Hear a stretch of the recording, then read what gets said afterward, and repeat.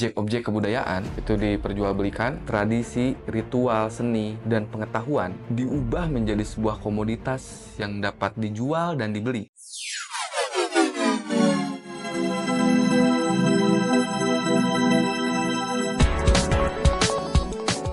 Halo warga bumi, kembali lagi bersama saya Windri di channel Suara Bumi, Suara Budaya dan Ekonomi. Tentu saja kita bangga ketika kebudayaan kita sedang dipertunjukkan di berbagai tempat, di berbagai waktu. Namun, sepertinya kita perlu merefleksikan kembali situasi seperti ini ketika kebudayaan kita hanya sebagai pengiring makan malam atau promosi produk-produk tertentu yang memang apakah betul bahwa kebudayaan yang terjadi saat ini sedang kita kembangkan atau malah mengarah pada proses mengkerdilkan sebuah kebudayaan. Kita akan bahas dalam beberapa waktu ke depan. Mudah-mudahan ruang ini bisa menjadi ruang diskusi dan ruang untuk merefleksikan apa-apa yang sedang terjadi saat ini.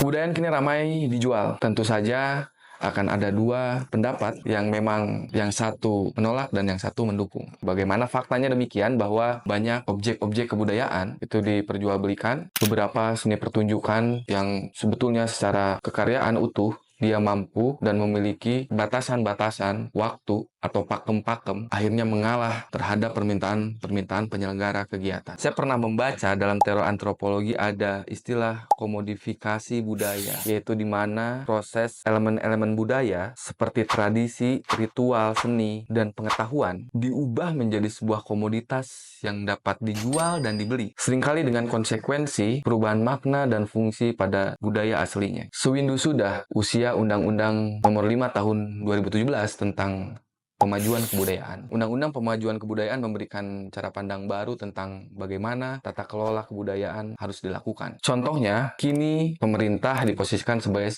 fasilitator yang bagaimana pada prosesnya pelaksanaan dan inisiatif lahir dari masyarakatnya. Sehubungan dengan bagaimana sebuah kebudayaan diperjualbelikan, Undang-Undang Pemajuan Kebudayaan, kita tahu ada 4 poin penting tentang bagaimana tata kelola kebudayaan. Yang pertama adalah proses pelindungan, kemudian kedua adalah pengembangan, 3 adalah pemanfaatan, dan keempat yang terakhir adalah pembinaan.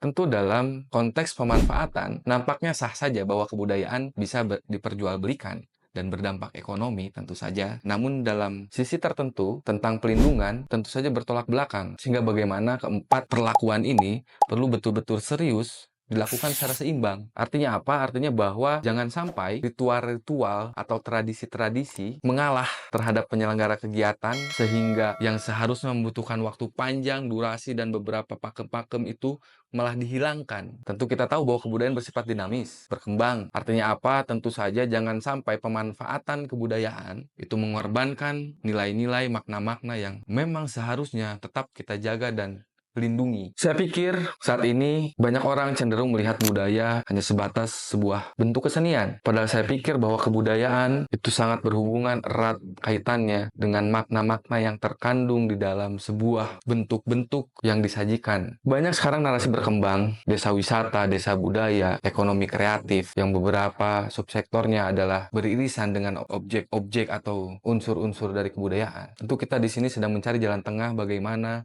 sebuah kebudayaan yang kita miliki mampu betul-betul berdampak dan bermanfaat bagi kita semua. Tentu kita sadar betul bahwa pemajuan kebudayaan adalah tanggung jawab bersama, perlu dilakukan secara kolektif dari setiap para pemangku kepentingan. Bagaimana akademisi berperan di bidangnya, bagaimana pemerintah berperan di bidangnya, bagaimana masyarakat berperan di bidangnya, bagaimana pihak pengusaha berperan, pihak media juga berperan, sehingga terjadi kolaborasi yang memang betul-betul berdampak bagi percepatan pemajuan kebudayaan. Kita tahu bahwa teknologi sekarang berkembang begitu cepat, bagaimana itu pun berdampak terhadap sebuah kebudayaan. Nampaknya kita perlu berpikir kembali tentang bagaimana arah pemajuan kebudayaan. Dalam sisi lain, bagaimana kebudayaan itu perlu kita lindungi, nilai-nilainya. Di sisi yang lain, ada tantangan bahwa kebudayaan bisa dimanfaatkan untuk kepentingan ekonomi, yang tentu saja jangan sampai mengorbankan nilai-nilai dan makna-makna yang terkandung di dalam sebuah kebudayaan itu sendiri. Sering kita singgung bahwa kebudayaan merupakan hasil dari karya cipta karsa masyarakat. Artinya adalah kebudayaan tidak mungkin hasil dari produk pribadi. Kebudayaan adalah hasil dari produk kerjasama, produk kolektif. Kita hari ini sebagai pemilik kebudayaan, sebagai pewaris kebudayaan, harus mampu berperan penuh, harus tentu saja sadar tentang mencoba untuk memulai apa yang bisa kita lakukan secara pribadi hingga berdampak bagi orang banyak. Kita tidak perlu berpikir apa yang perlu orang lain lakukan, saya pikir, tapi bagaimana kita berpikir bahwa apa yang bisa kita lakukan saat ini sesuai dengan kemampuan dan kapasitas.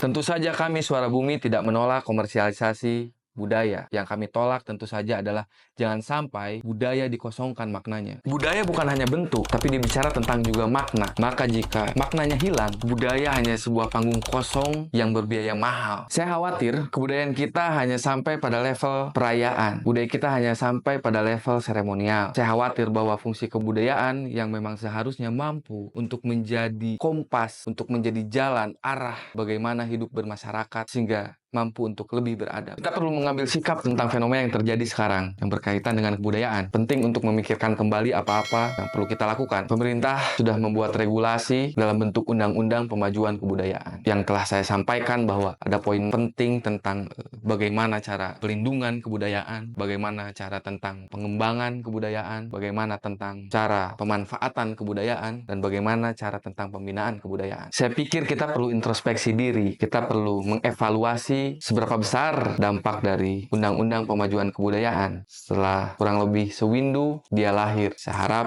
kawan-kawan bisa berdiskusi, berpendapat di kolom komentar tentang arah pemajuan kebudayaan Indonesia yang terjadi dalam situasi yang kita tahu seperti ini. Saya ucapkan terima kasih kepada kawan-kawan atas waktunya. Jika ada hal-hal yang memang perlu didiskusikan, kita akan berdiskusi di kolom komentar. Jika kalian senang konten-konten seperti ini, kalian bisa subscribe channel ini sehingga tidak ketinggalan topik-topik yang menarik. Terima kasih banyak atas waktunya. Suara Bumi dari kami untuk negeri. Terima kasih.